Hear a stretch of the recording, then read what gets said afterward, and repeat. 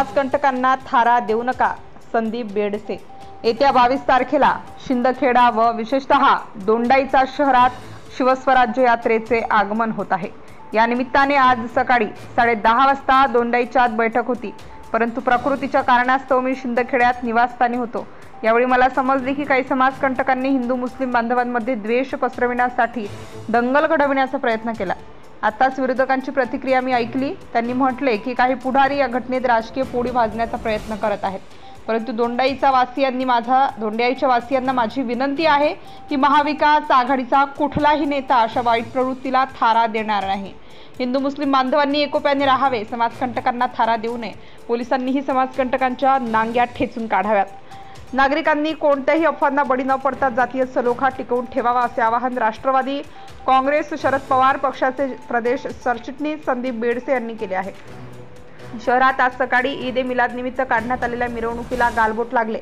मिरवणूक छत्रपती शिवाजी महाराजांच्या पुतळ्याजवळ आली असता 2 गटात वादावाद झाली। यातून शाब्दिक चकमक उडाली। त्यानंतर दगडफेकीला सुरुवात झाली। 3 ठिकाणी झालेल्या दगडफेकीत 4 चाकी वाहनांचे नुकसान झाले तर अनेक जण जखमी झाले। सुमारे या घटनेची वार्ता शहरात वाऱ्यासारखी पसरल्याने तणाव निर्माण झाला होता। शहरात आता तणावपूर्ण शांतता आहे। मिळालेल्या माहितीनुसार ईद ए मिलाद निमित्त शहरात आज सकाळी मिरवणूक काढण्यात येत होती। या मिरवणुकीत मुस्लिम बांधव मोठ्या संख्येने सहभागी झाले होते।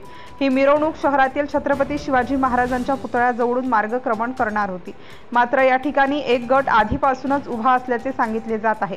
साधारणतः सकाळी 11:30 वाजेच्या सुमारास ही मिरवणूक पुतळ्याजवळ आली। यावेळी पुतळ्याजवळ उभा दगडफेकीची घटना आज ईदच्या मिरवणुकीमध्ये झालेली आहे। परिस्थिती सध्या शांतता आहे। आम्ही पेट्रोलिंग देखील मोठ्या प्रमाणात वाढवलेली आहे। मी देखील स्वतः दोंड्याच्यामध्ये कॅम्प करून आहे। सगळ्या नागरिकांना आणि दोन्ही गटाच्या यांना सांगण्यात येतं की कुठल्याही प्रकारच्या अफवांवर आपण विश्वास ठेवू नये। कोणीही, आय रिपीट, कोणीही कायद्यावर सुव्यवस्थेचा प्रश्न निर्माण करण्याचा प्रयत्न केला तर अत्यंत कठोर पद्धतीने त्याला हाताळण्यात येईल, एवढंच मी त्यांना सांगतो। सध्या शांतता आहे, इथून पुढे देखील काही होणार नाही याची दक्षता पोलीस सर्वतोपरी घेत आहेत। Subscribe now and press the bell icon. Never miss an update.